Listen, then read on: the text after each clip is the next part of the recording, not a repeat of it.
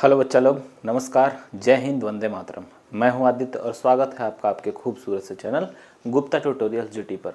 तो बच्चों, समय बर्बाद न करते हुए मैं आपको बता दूं कि ये ट्वेल्थ क्लास की जो फिजिक्स की सीरीज चल रही है वो चैप्टर 1 यानी जो चैप्टर है हमारा इलेक्ट्रिक चार्जेस एवं फील्ड, आज उसका दूसरा क्लास है। आज इस दूसरे क्लास में स्पेशल क्या है? तो स्पेशल ये है कि अगर आपके पास कोई अनचार्ज कंडक्टिंग बॉडी है, मतलब एक ऐसा कंडक्टर जो पहले से अनचार्ज है, मतलब उसमें कोई चार्ज नहीं है, तो उसको हम किस तरीके से चार्ज कर सकते हैं।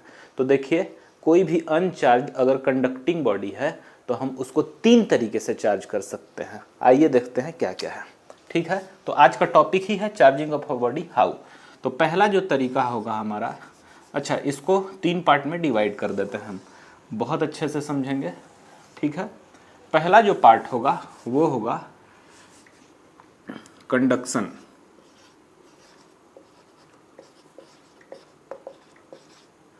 सेकंड जो पार्ट होगा इंडक्शन। आपने ये सब नाम सुना भी होगा, लेकिन आज बहुत अच्छे से एकदम डिटेल में जानेंगे और आज आपको मजा आ जाएगा, इसको पूरा फील होगा आपको। ठीक है, तो कंडक्शन, इंडक्शन और थर्ड है फ्रिक्शन। ठीक है, तो सबसे पहले बात करते हैं कंडक्शन। कंडक्शन का मतलब है direct contact. Direct contact, direct contact. इसका मतलब ये है, देखिए अगर कोई बॉडी ए है, ठीक है, क्या है, बॉडी ए है जो कि पहले से क्या है, पूरा का पूरा नेगेटिवली चार्ज है। मतलब मान लो इसमें जो टोटल चार्ज है वो कितने हैं, 10Q। ठीक है, अब मैं, ये बॉडी ए है जो कि ये पूरा का पूरा क्या है, चार्ज्ड है। अब मैं एक बाहर से बॉडी बी ले आता हूँ और इसको डायरेक्ट कांटेक्ट करा के रख देता हूँ, मतलब इसे टच करा के रख देता हूँ कांटेक्ट करके। बी अभी जब बाहर से लाया तो ये कैसा है, अनचार्ज्ड है, लेकिन जब आप इसको ला रहे हो तो इसमें का जो 10Q चार्ज है वो क्या होगा, ट्रांसफ़र होगा। कितना ट्रांसफ़र होगा, मतलब इसमें का कुछ चार्ज क्या आ जाएगा, इसमें आ जाएगा।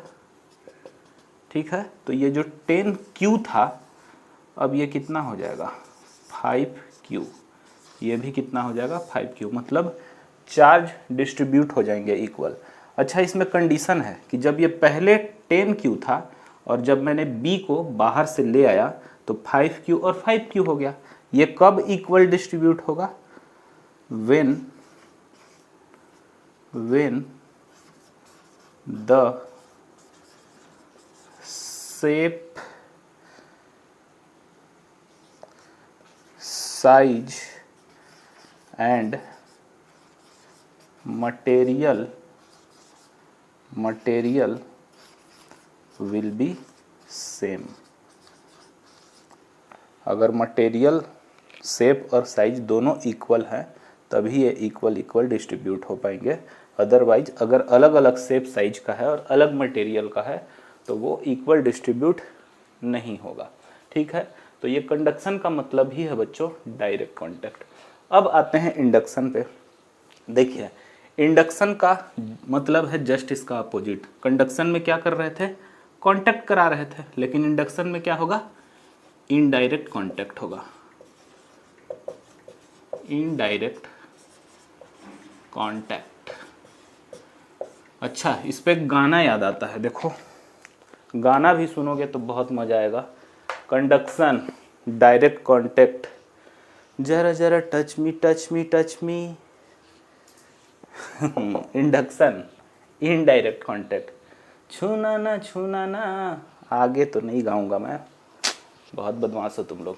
ठीक है, तो ये जस्ट थोड़ा सा मस्ती है क्लास के लिए।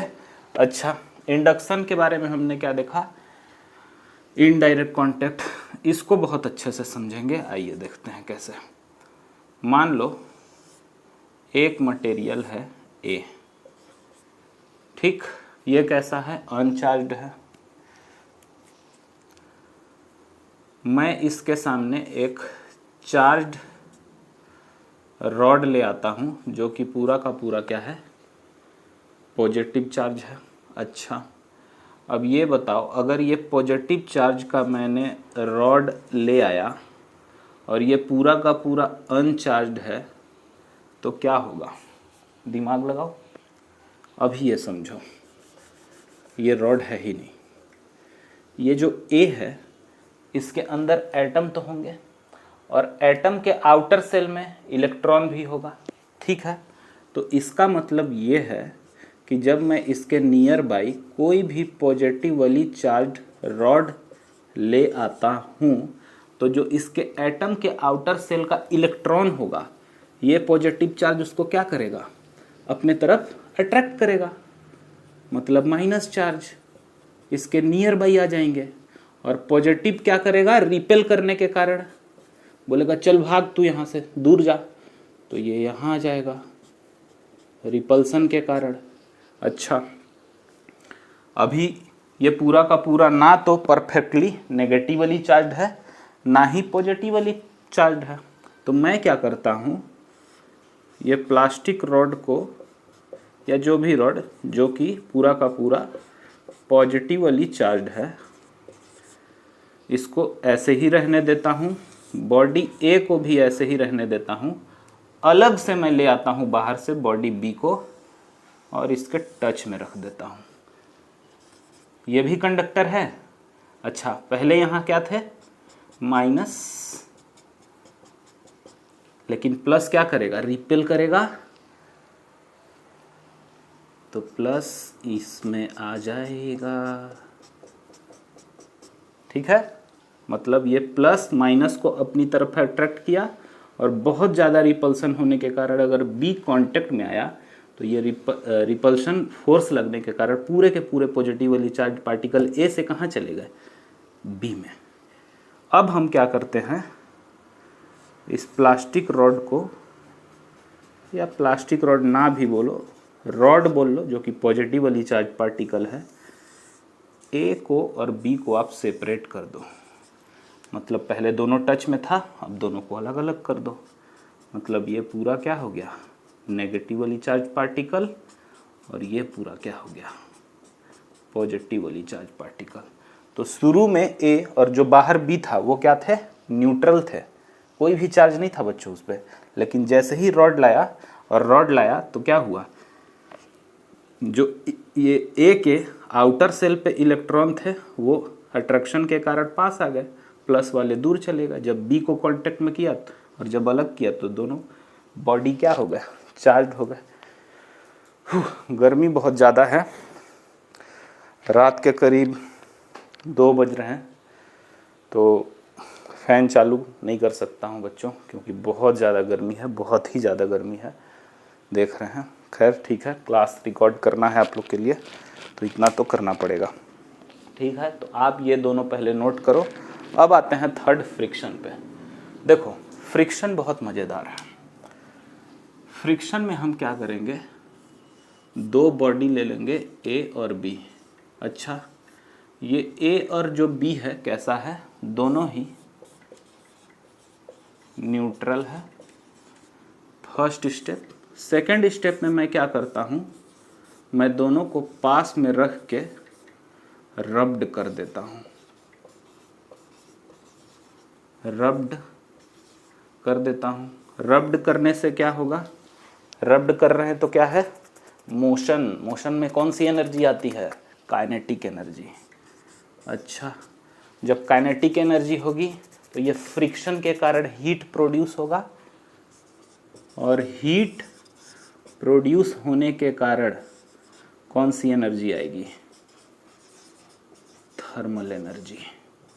अब यही थर्मल एनर्जी सबसे बड़ा रोल इम्पोर्टेंट होगा इसी का। ये थर्मल एनर्जी क्या करेगा? या तो बी का इलेक्ट्रॉन ए में चला जाएगा, या हो सकता है ए का इलेक्ट्रॉन बी में चला जाए, कुछ इस तरीके से। मतलब ये ए है, ये बी है,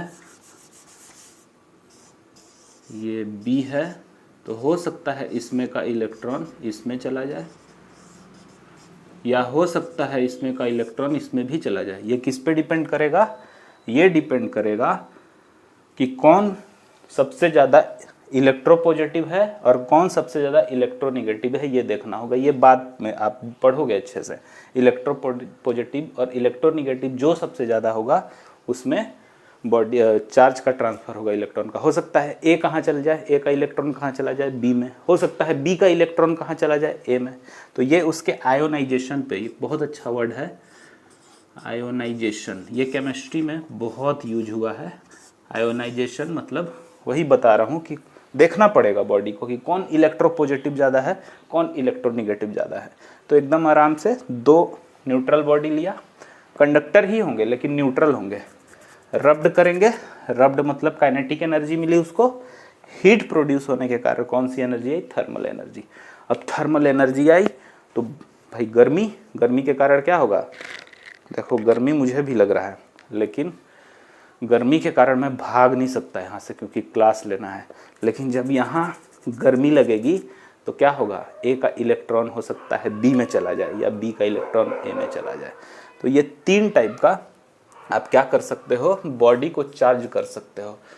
ठीक है, तो देखो ये तीन प्रकार का हुआ, कंडक्शन, इंडक्शन और फ्रिक्शन। आपको एक फोर्थ भी पढ़ना है। फोर्थ क्या है? लाइट के कारण।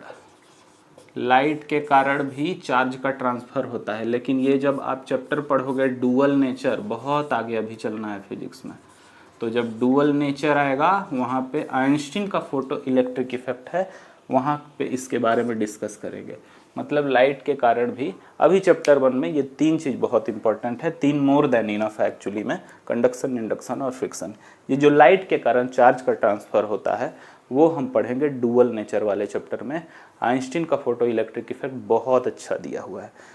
तो ज़्यादा समय व्यतीत न करते हुए क्लास को यहीं ख़त्म करते हैं। तब तक के लिए जय हिंद, जय भारत।